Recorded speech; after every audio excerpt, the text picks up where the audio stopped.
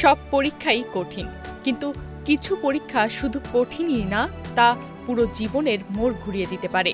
চীনের গাওকাও এমনই এক পরীক্ষা, বিশ্বের সবচেয়ে কঠিন, প্রতিযোগিতামূলক আর সবচেয়ে বেশি চাপের ভর্তি পরীক্ষা।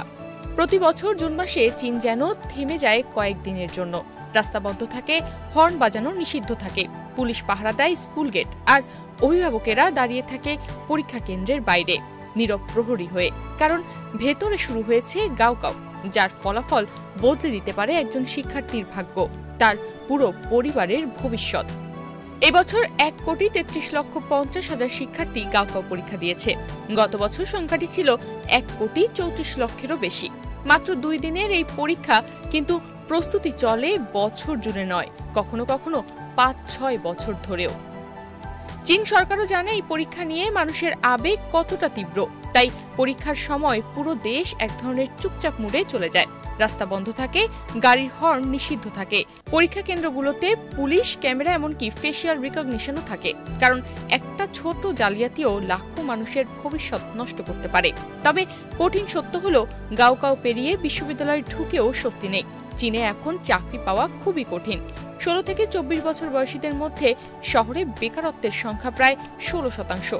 তাই অনেকেই ভাবে, ভালো ভার্সিটিতে না পড়লে তো জীবনই শেষ।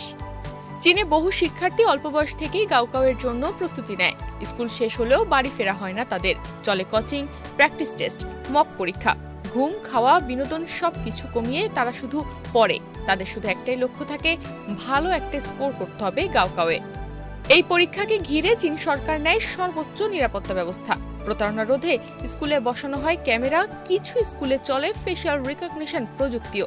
একটা অনিয়ম মানেই লাখো শিক্ষার্থীর ভবিষ্যৎ হুমকিতে পড়ে যাওয়া।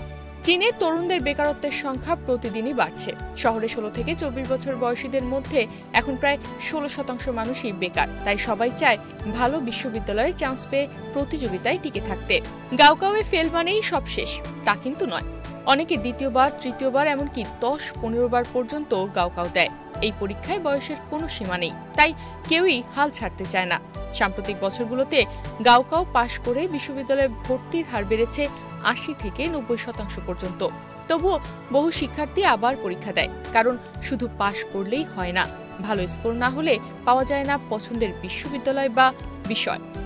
গাওকাও একটা পরীক্ষা, কিন্তু বর্তমানে এটা একটা প্রতিযোগিতার প্রতীক। এটা চীনের শিক্ষা, পরিবার, সামাজিক মূল্যবোধ সবকিছুর প্রতিফলন।